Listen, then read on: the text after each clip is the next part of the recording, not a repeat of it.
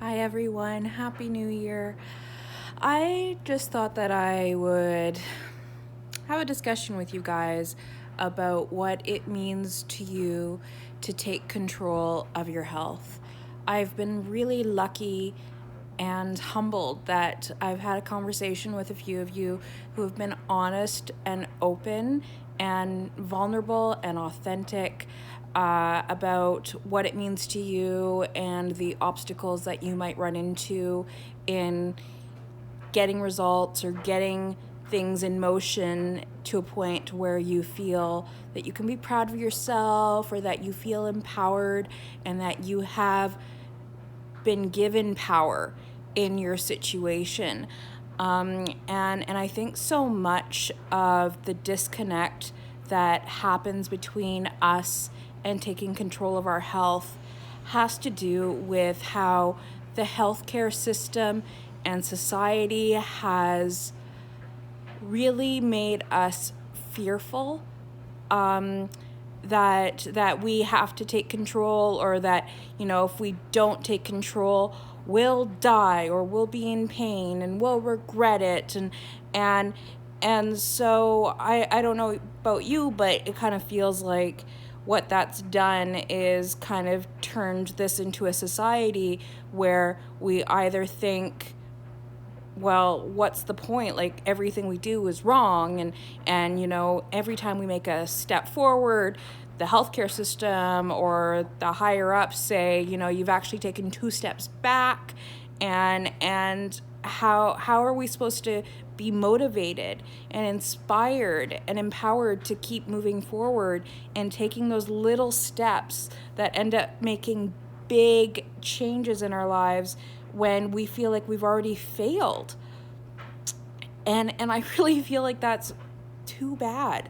Like, I feel it so awful that has happened, how we've really turned taking control of our health into a topic of illness rather than wellness. And no matter what we do, we're going to fail in one way. Or, we can eat healthy, but we're going to die anyway.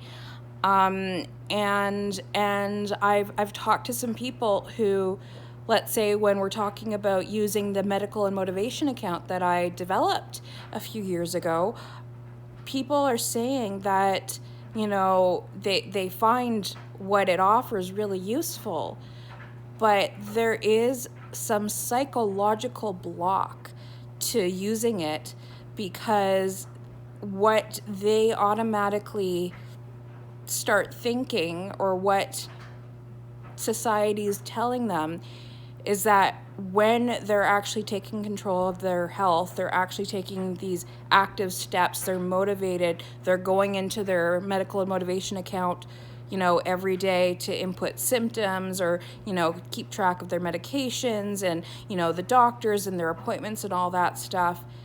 It's only reminding them that they have to do it. That in most cases, when we are alerted to the fact that we have to take control of our health, it's because something has gone wrong, and it kills them to have to be reminded of that, even if it will mean more benefit down the road. And I have to say, I could come out and say, just power through that. If you just stick to it, you'll get there and you'll feel great about it, and don't quit. Yeah, all of that. But I also want to say, I've been there.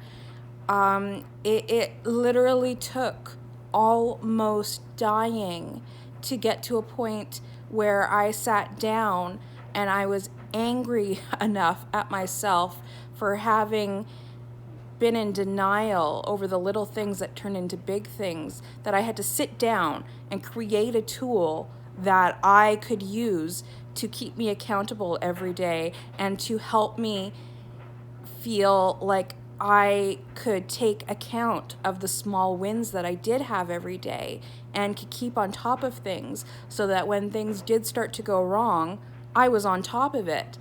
And that wasn't my thinking back then. I had to hit rock bottom. I had to almost die to realize that taking control of my health by taking little steps every day wasn't showing me or the world, or reminding me and reminding the world that I had health challenges, that my health challenges were what everybody, including myself, was going to see about myself first, as opposed to Jenna.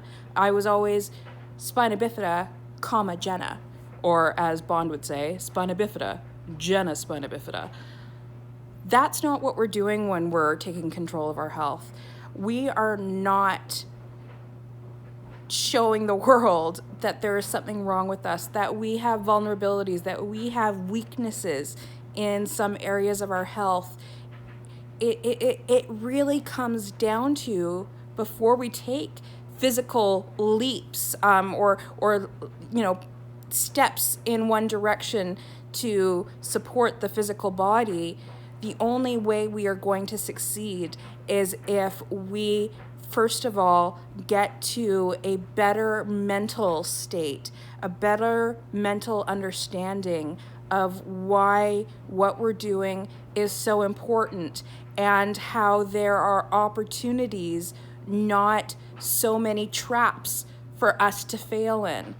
So how that kind of manifests for me in a day is, I won't lie, like, I have a lot of health issues. I mean, they've plateaued since I was younger. That was a whole different me with a whole bigger barrel of problems, and I'm really lucky that that is the case now. But that doesn't mean that I don't have to be a little more on guard than the average Joe.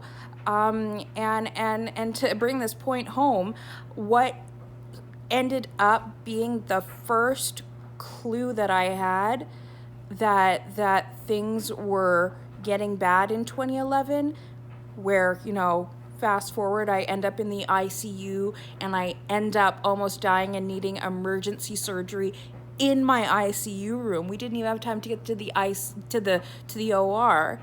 Do you know what started that? It wasn't some crazy thing that, is a 1 in a million type thing that nobody could have foreseen, and it only can happen to somebody who has chronic condition like I do. It was a really common infection that I had had dozens of times before.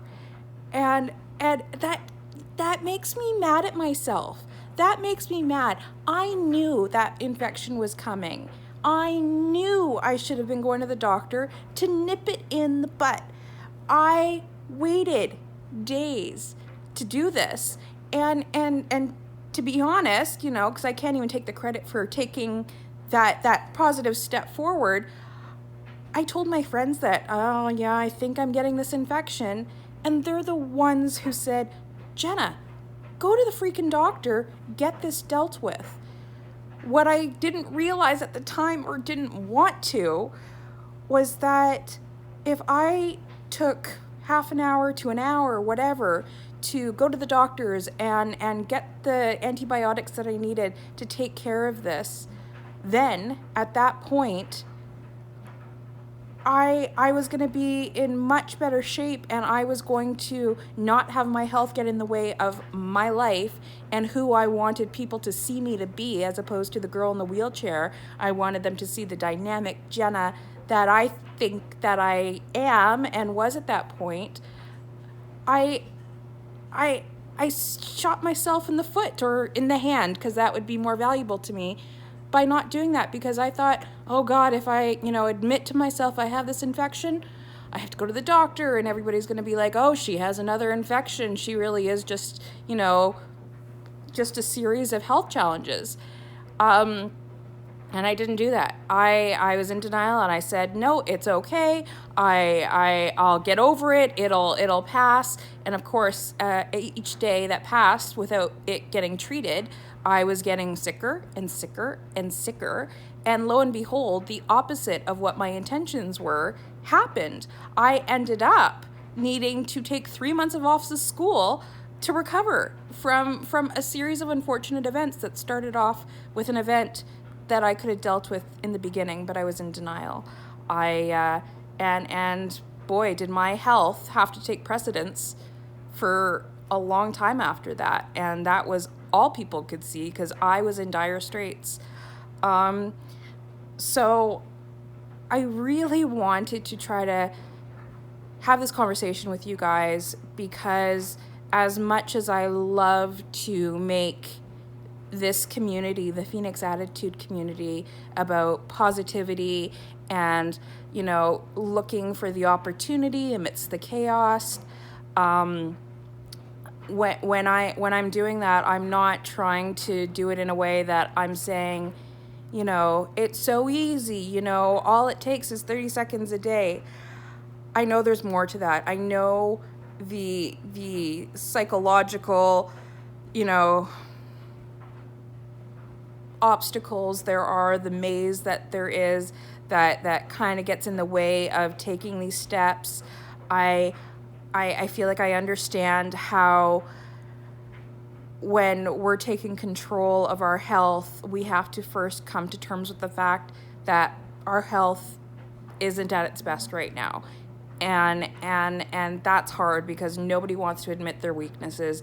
Nobody wants to be vulnerable. Nobody wants to say, I'm not at my best, because they think that is the end of it. That's what people will only hear and stop listening after that. But what I think is really important is to say, okay, there are things that can be better. There are things that I can be doing to start taking those steps to becoming my healthiest self, my best version of myself. And I'm going to start doing that. And that's the real story. Watch me rise from those ashes. And I don't want to subscribe to the whole healthcare system stigma that seems to be out there, that it's all about fear, it's all about the patient being wrong or irresponsible, and the practitioner is always right. You are the expert on you, and I should have owned that power when that infection was starting. I should have owned and celebrated the fact that I should listen to my body. My body's telling me something, and nobody would be getting these indications at this point but me. No test results. I had the scoop. I had a sneak peek. No doctor had that at that point. And I could have listened to that and celebrated that and been healthier for it, but I had to almost die. And I don't want you guys to almost die. And we have a cameo from that little tush. And that's why I want to do the work that I do. That's why I want to have these positive conversations with you where we support each other and where we try to help each other take little positive steps every single day to get to our best selves. Because if we take these big chunks of goals, we can get overwhelmed and things don't work out and we quit. And then we think, okay, well, I'll try again next year. I don't know what would be more exciting for you to hear, whether it would be the fact that every day is a new start or, every week is a new start.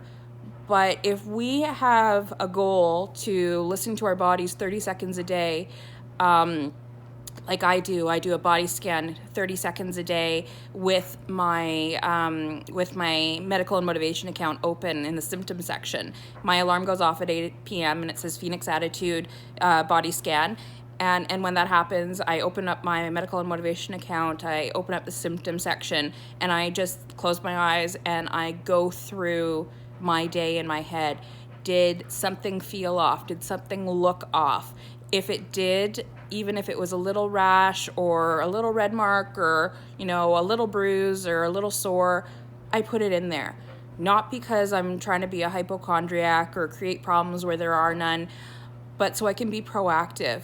Maybe it'll be gone tomorrow, which is fantastic, and I can forget about it. But maybe it won't. Maybe it's going to start to evolve and become bigger and badder. And if it does, I'll be ready for it. I will be ready for it. I will be able to go to whoever the best person to go to is, and I will say to them, here, this is the information. I have concrete information about when this started, how this has evolved. Let's jump on this so this doesn't get worse and my illness, as opposed to wellness, doesn't overshadow who I am. So hopefully that gives you some food for thought, and it gives you some feeling of comfort that even if you have little steps you take every day to create a bigger picture, that is fantastic. And even if you have an off day where you can't even take that little step, please, please, please don't quit. Remember, you have tomorrow. And actually, that's not even guaranteed. But I want to give you guys the ability to see that every day is a new opportunity to start again. And if you need a break, take that break, but don't quit. So maybe you've made it till Thursday, on a regimen, being able to tick off things that you're doing positively every day, but then you fall off the wagon on Friday and you're thinking, shit. Sorry. Excuse my French. I screwed up. And Saturday's coming and it's the weekend. I just want to relax. It's okay to relax. But you'll thank yourself for being accountable to the point that you're willing to start again on Monday. And so you've given your body and your mind and your spirit that break, but start again. Don't quit. So I hope this Transformation Tuesday has served you well and you're transforming for the best, not just in your body, but your mind and your spirit. We're in this together. We can do it. Thank you for listening, and I'm here if you need to talk. Bye.